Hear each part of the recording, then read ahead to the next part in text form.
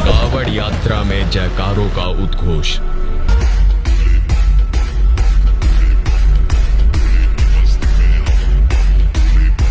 बम बम के नारों से उमड़ता ये जोश। बम का नाम भी गुंडा, बम बम। क्या यही है भक्ति, आस्था और विश्वास, या फिर बम के नारों से हो रहा है भगवान शिव का उपहास? सालों भर से मैं ये चीज़ कर रहा हूँ, शिव जी को जल चढ़ाना, फिर कांवड़ लेके कांवड़ जाना जो है ये करता हूँ। लेकिन बताए ये लोग बता रहे हैं कि जो है कि ये गलत है। कहाँ गलत है, मुझे प्रमाण दिखाए।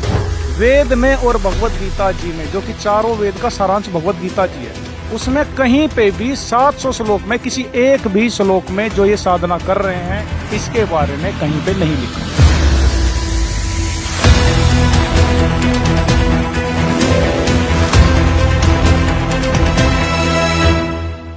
ये जो बताते हैं कि मतलब जो शिव जी को जो कांवड़ लेके जाते हैं, फिर जल चढ़ाते हैं, फिर व्रत करने के लिए बोलते हैं, ये गलत है।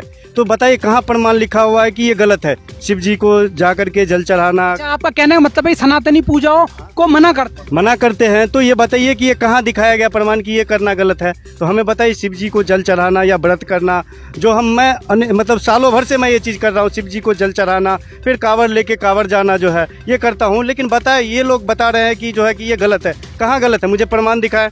बहुत ही अच्छा इन्होंने प्रश्न किया है कि संत, आपसे मैं इनका उत्तर जानना चाहूंगा कि ये कह रहे हैं कि संत रामपाल जी महाराज जी कावड़ लाने को, शिवलिंग पर जल चढ़ाने को, व्रत उपवास करने को मना करते हैं। आखिर ये सनातनी पूजाओं को मना करने का क्या कारण है? देखिए, मेरे बड़े भाई ने बहुत ही अच्छा क्वेश्चन पूछा है कावड़ यात्रा के बारे में। और ये जो क्वेश्चन है इसका किसी भी सदग्रंथ में, अपने गीता में, वेद में, पुराण में कहीं भी कोई प्रमाण नहीं है कि भाई आप मतलब कावड़ लाओ, शिवलिंग पे जल चढ़ाओ, व्रत रखो, ये कहीं भी प्रमाण नहीं है। क्या ये गीता में प्रमाण नहीं? गीता में भी नहीं है सर जी, वेद में भी नहीं है, ये कोई प्रमाण नहीं है कहीं पे भी। तो क्या बिना प्रमाण की भक्ति है अभी सनातन धर्म में चल रही है? बिल्कुल सर जी, बिना प्रमाण की भक्ति चल रही है। अच्छा, आप क्या कहना चाहोगे? जी देखिए, ये जो साधना कर रहे हैं, आज भगवत गीता जी प्रथम है। हिंदू धर्म के जितने भी अनुयायी हैं या जितने भी हैं वो सबों के लिए मान्य है भगवत गीता जी।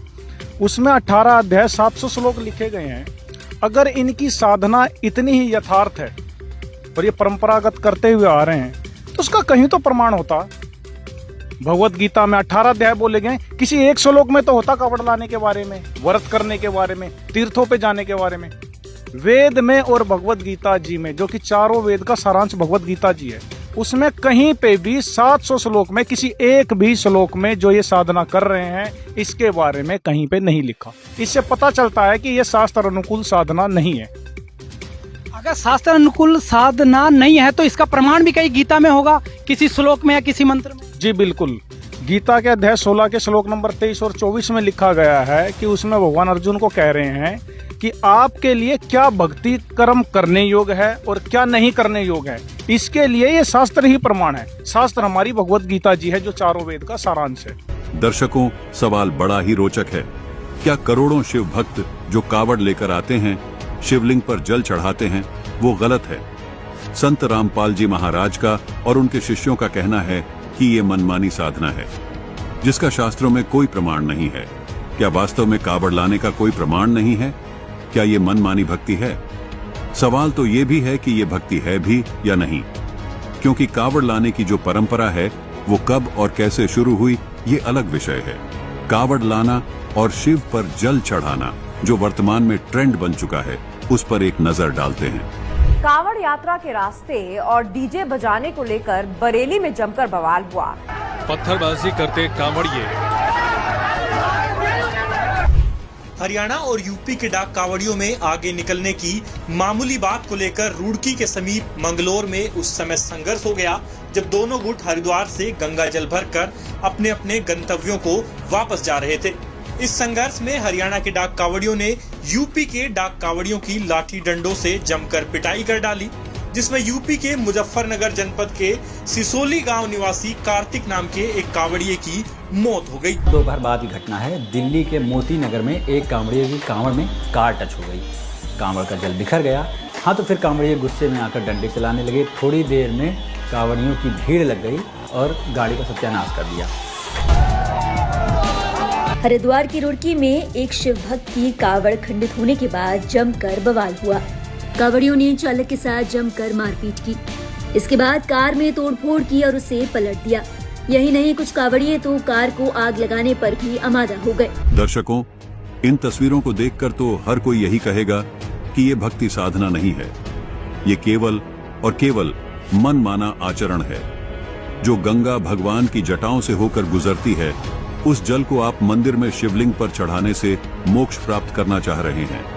और इस बीच जो भगवान की भक्ति के नाम पर देखा जा रहा है, ये भी किसी से छिपा नहीं है। जबकि गीता अध्याय 16 श्लोक 23 और 24 में इस प्रकार की साधनाओं को शास्त्र विरुद्ध आचरण बताया है। आइए देखिए इस विषय पर संत रामपाल जी महाराज के आध्यात्मिक विचार। और सन्यासी शंकर को भूले बम महादेव ध्यावे हैं। तेरा भैया कमाल कर दिया। आपने देखा होगा ये कावड़ लेवनी है, कावड़ लेने जाते हैं हरिद्वार तक, खासकर सावन के महीने में। और वहां से मेरे ख्याल में वो 2 किलो गंगा जल लेकर चले, गंगा का पानी जल। नंगे पैरा बेचारे पैदल आओगे, कोई बस में बैठ कर ज्यादातर पैदल ज्यादा आते हैं। और वो भगवान शंकर के पुजारी बनकर जाते हैं। भगवान शंकर का जो नाम हम आपको देते हैं उससे लाभ देता है भगवान, वैसे नहीं देता। अब देखो, प्रत्येक इष्ट का अपना अपना एक गुप्त मंत्र है जिससे वो आकर्षित होते हैं। एक कोड वर्ड होता है, जैसे कुत्ते ने कुत्ता कुत्ता करें जा कति नहीं देखा है, और उसको नहीं करते तो तुरंत देखता है। ऐसे ही प्रत्येक पशु के अलग अलग कोड वर्ड होते हैं। तो ऐसे ही इन भगवानों के भी ये कोड वर्ड हैं, जो विशेष मंत्र हैं जिनसे ये तुरंत आकर्षित होते हैं। वो मंत्र यथार्थ मंत्र हैं जो हम आपको देते हैं। तो वो क्या करते आते हैं, वहां से लेकर सावन के महीने में सूक्ष्म वेद में लिखा है कि सावन के महीने में तो शहर को भी नहीं जाना चाहिए सुबह सुबह किसी टाइम भी। यानी जितना हो सके कम से कम सफर करें सावन के महीने में, क्योंकि सावन के महीने में इतने जीव जंतु सूक्ष्म उत्पन्न हो जाते हैं, कदम रखते ही कई कई मरते हैं। और उस सावन के महीने में यू कार ने नया काम शुरू करवा दिया कि वहां से पैदल चलो गंगा से, हरिद्वार से, और अपने अपने घर तक आओ। तो उसमें कितने जीवन के पैरा तलम रहे हैं वो सारे उनके बैंक अकाउंट में लिख दिए जाते हैं पाप में।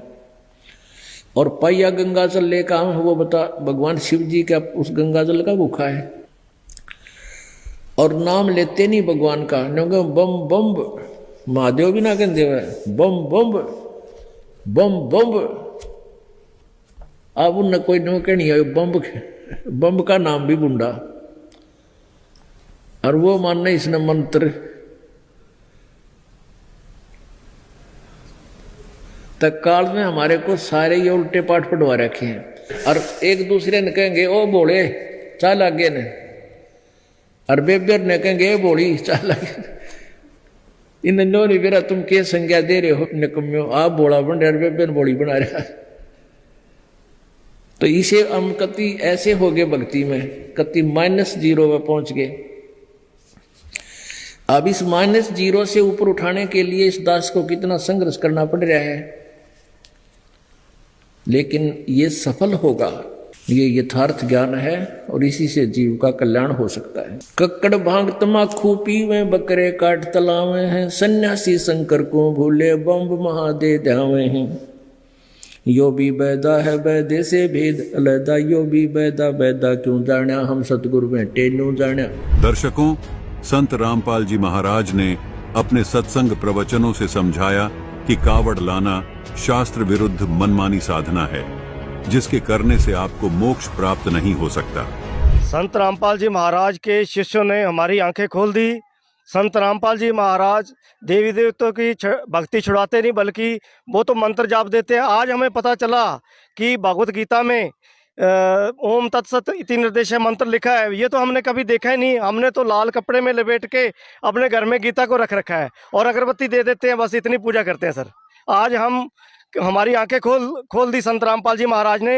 हम भी इनके आश्रम में आएंगे और आगे भविष्य में विचार करेंगे, नाम दीक्षा भी लेंगे संत रामपाल जी महाराज से। आप क्या कहना चाहोगे सर? हम ये कहना चाहेंगे, हम देखो शिवरात्रि पर साल में 2 बार हम मंदिर जाते थे और मंदिर जाने के बाद पूजा पाठ करके हम घर पे आ जाते, लेकिन असली मंत्र तो संत रामपाल जी के अनुयायी करते हैं।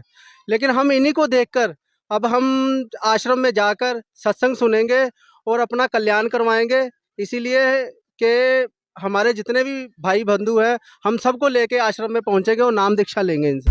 पुण्यात्माओं, ये दास जो प्रयत्न कर रहा है इसको आलोचना ना समझे।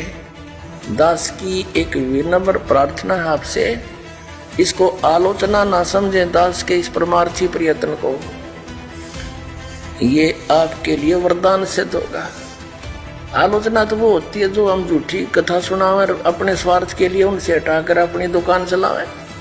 नहीं, दास केवल वही बता रहा जो अपने सदग्रंथों में लिखा है और इन महापुरुषों ने जो अपने कर कमलों से लिखा हुआ है, इनका अनुभव लिखा हुआ है। दोस्तों, अगर वीडियो पसंद आया हो तो लाइक जरूर करें और अपने मित्रों तक ज्यादा से ज्यादा ये वीडियो शेयर करें ताकि लोग सच्चाई जान सकें इन नकली गुरुओं की और सही गुरु की शरण में आकर अपना मोक्ष करवा सकें और परमात्मा से वास्तविक लाभ ले सकें। संत रामपाल जी महाराज ही एकमात्र तत्वदर्शी संत हैं जो परमात्मा की संपूर्ण जानकारी शास्त्रों के अनुसार बता रहे हैं। देर ना करें, संत रामपाल जी महाराज से निःशुल्क नाम दीक्षा प्राप्त करें। मिलते हैं अगले वीडियो में।